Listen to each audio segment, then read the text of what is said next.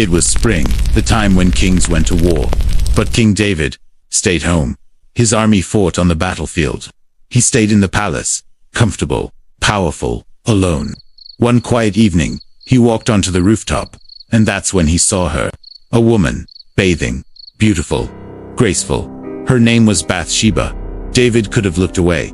Instead, he stared. Desire whispered louder than wisdom. He asked his servants, "Who is she?" They said, "She is Bathsheba, wife of Uriah, one of your soldiers." Wife, someone else's wife. But David didn't stop. He sent for her, and she came. What happened that night was not love. It was desire mixed with power. Weeks later, a message came from Bathsheba. 2 words that changed everything. "I'm pregnant." David panicked.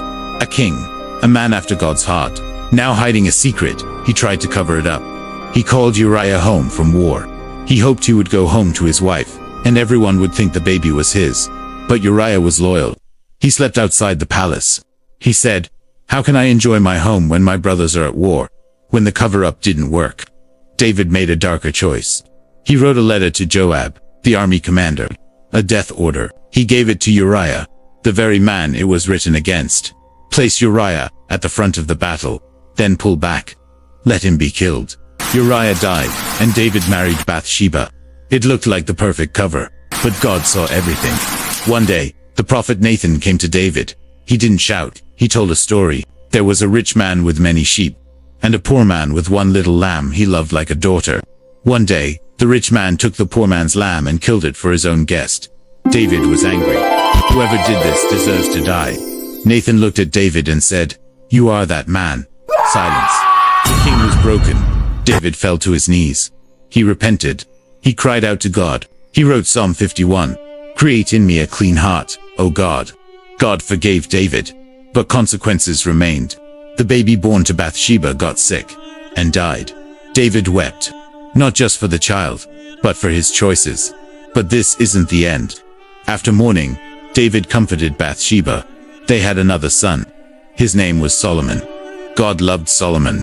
The child born after their pain would one day become the wisest king Israel had ever known. God didn't erase the past, but he brought hope into it. This story is not just about a king and a woman. It's about the human heart. Sometimes the greatest battles are not on the battlefield, but on the rooftop, in moments when no one is watching. Lust takes quickly, but it costs deeply. Sin can be forgiven, but it can still leave scars. God can take broken pieces and still create something beautiful. Do you think David truly loved Bathsheba? Or was it just desire and power? Let me know in the comments. If this story touched your heart, like, subscribe, and share. More powerful Bible stories are coming. Stories of love, pain, mistakes, and redemption.